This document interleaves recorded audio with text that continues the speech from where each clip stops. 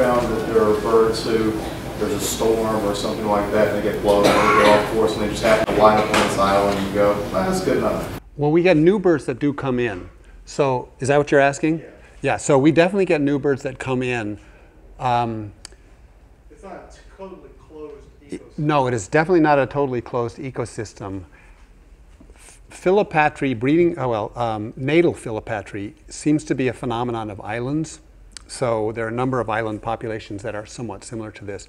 It tends not to be the case in the mainland. So lots of, in this case, I mentioned robins earlier, but song sparrows, whatever you have in your backyard in New England, those birds are dispersing somewhere, and some of those could have ended up on Kent Island. And I wouldn't rule out that some birds from Kent Island have ended up somewhere else for the same reasons, for a storm, but there are bird banders everywhere and bird watchers everywhere. My birds are color banded, and it would come to someone's attention if a lot of birds were showing up somewhere else. Grand Manan has a large number of ornithologists who actually net birds and watch birds very closely. And over the years, I've asked them, have you seen these birds? Some of the juveniles they've seen during migration, but they haven't seen, once a bird in my populations lays a nest, produces a nest, I've never seen them move somewhere else. I mean, they may go, in rare cases, they may go a couple hundred meters away, but sometimes they're 3 meters away. They're really pretty fixed. But yes, there is gene flow from other populations. Good question. Yes?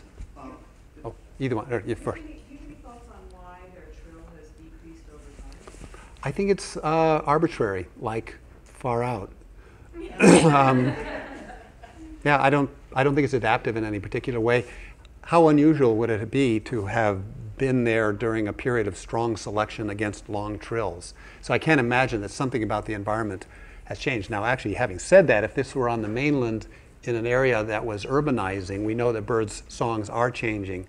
Not only are birds singing at higher pitch to get away from low-frequency automobile noise, they're singing more on Saturday and Sunday when there isn't as much car traffic, and they're also singing, they avoid rush hour.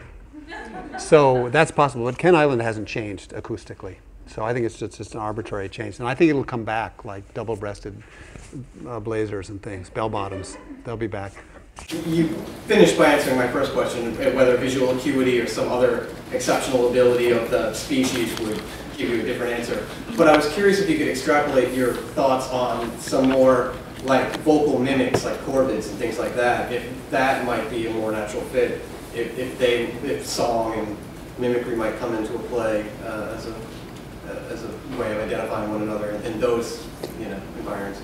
The crow family has some good mimics, and of course mockingbird family. So are you suggesting that would make it easier to identify relatives if they mimic? Vocally, in that breed of bird, as opposed to if you just proved it here. I would think it would be harder. I'm trying to understand. So a mockingbird, often, or a thrasher or a catbird, will often fool me. Yeah, blue jays will do it. I'll get the wrong species. It seems it would add more variation and more noise and make it less useful for knowing who your kin is. So am I? Okay. No. Yeah, picture. Well, I was just thinking if that species would rely less on visual acuity or something else. Yeah, that's a very vocal species, but the problem, like a brown thrasher, has 3,000 songs, and every unlike a savanna sparrow, which has one.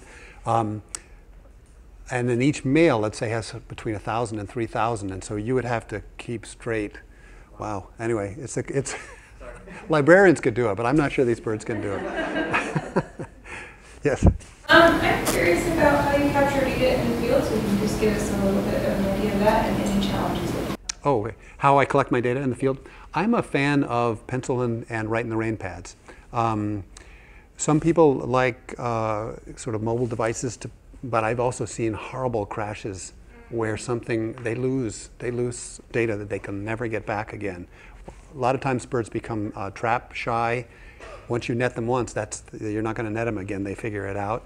So if you lose your data, so anyway, I tend to write things in a write in the rain pad. Does everybody know write in the rain pads? I don't know if this is even relevant to you, but they're waterproof paper, and I once lost one out of my back pocket in the middle of the field somewhere. I found it 2 years later after it had gone through 2 winters. Open it up, good as new. So I'm not sure a mobile device would have survived the Bay of Fundy winters. But then we have a relational database, which is designed by a colleague of mine, so it's not something off the shelf. It's in fourth dimension software, but it's really wonderful. You can it's got an individual portion of the database where it's like the IRS. They know when you're born and who your father was. It's got a morphology part, which is every single time I measured that bird, which might be 20 different times, I've got all of its wing lengths, all of its weights, and then it's got a breeding database. Who did it mate with? Who are its offspring? Was it successful? Where was it? So every night we enter into that. That has coded into it ranges of values. So if I goof and I get the decimal place wrong on wing length and I've got a great gigantic wing length, it will say, I don't think so. There's a lot of self-correction there. We're constantly doing printouts every night, graphing one thing against the other just to make sure that it all makes sense. And occasionally, I'll see something either in my field notes or in the database that I know is true but is really weird, and then I'll always put an exclamation mark like, I saw this, I know this is strange, but it really, I trusted but verified. Yeah, and then we back up like mad. Yeah, does that sort of answer? Yeah, no, that's great. Yeah. But yeah, the other thing about field work for scientists, and this probably could be relevant to your work, you want to be doing your analyses and thinking about your hypotheses all the time while it's happening, because you don't want not to have measured something critical and realize back at your college or university, oh shoot, why didn't we take temperature at the nest? So I just tell my students, measure everything, take it all down, double check, triple check. I hate, data that I can't rely on. Yeah. Yes? Have you seen any change in population size since you started this?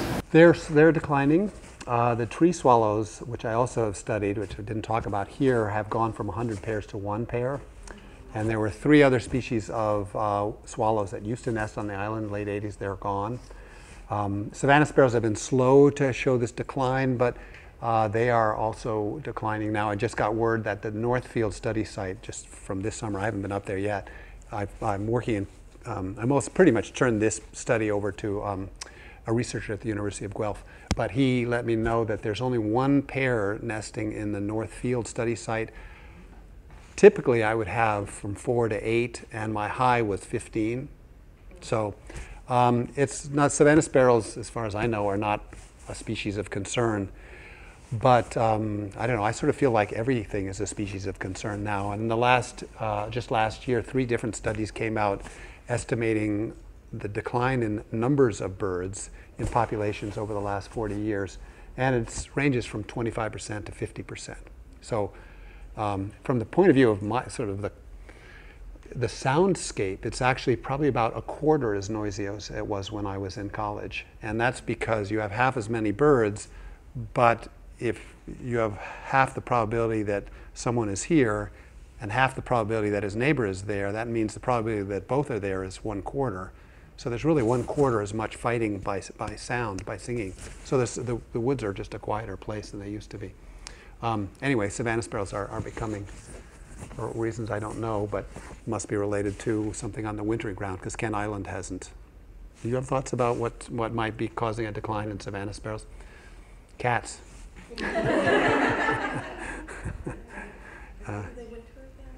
Just up this population, just up from say the northern Florida up to Virginia perhaps, or New York State even, some of them.